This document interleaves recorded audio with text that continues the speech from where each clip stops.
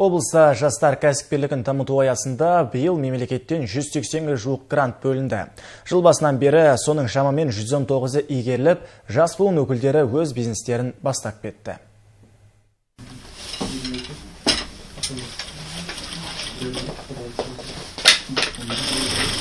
Сәуле Ақылбек осыдан 2 жыл бұрын өз кәсібін ашады. Мемлекеттің қайтарымсыз гранты сонымен қатар облыс әкімінің гранттарына ие болды. Жемісі сол тігін цехын ашады. Онда ас үй текстиліне арналған 16-ға жуық өнімдер шығады. Қазіргі таңда Қазақстаннан бөлек шетелдерден тапсырыс қабылдап жатқан көрінеді. Мемлекеттік грант, 2 грант иегері болып саналамын. Және де мен гранттың көмегімен өзіме швейный цех аштым. Швейный цехты ас үй текстилі бойынша ашқан болатынмын. 2 гранттың да барлық сомасын мен тікелей осы цехқа керекті құрал жабдықтарға жұмсадым. Жастар кәсіпкерлігін дамыту мен қолдауға гранттар жыл сайын бөлінеді. Оған 18 бен 35 жас аралығындағы азаматтар өтініш бере алады. Былтырдан бастап грант көлемі ұлғайтылды. Былтырдан бастап 1 миллионнан 2 миллионға дейін жетті.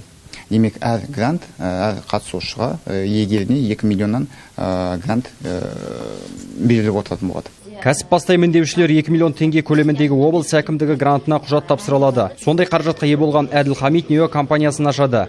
2021 жылдан бері білім беру саласында бағдарламалық қамтамасыз етуді әзірлеумен айналысып келеді. Биыл олар қазақ тілін оқуға мүмкіндік беретін қосымшаны виртуалды шындық көзілдірігіне енгізді. Бұл искусственный интеллект білімге былай айтқан кезде как цифровой учитель ретінде болады, интерактивный учитель. Оқушыларды виртуалды әлемнің ішінде как мұғалім ретінде сабақ түсіндіреді. Получается, бұл кезде мұғалім керек емес болады, тек искусственный интеллект барлық сабақты керек сұрақтарға жауап беріп, искусственный интеллект как мұғалім ретінде көмектеседі. 2 гигабайттық қосымшасы бар құрылғыны пайдаланғанда студенттер кейіпкерлері бар виртуалды ортаға кіреді. Онда олар орыс, қытай, ағылшын, француз, испан және қазақ тілдерін еркін түрде меңгере алады.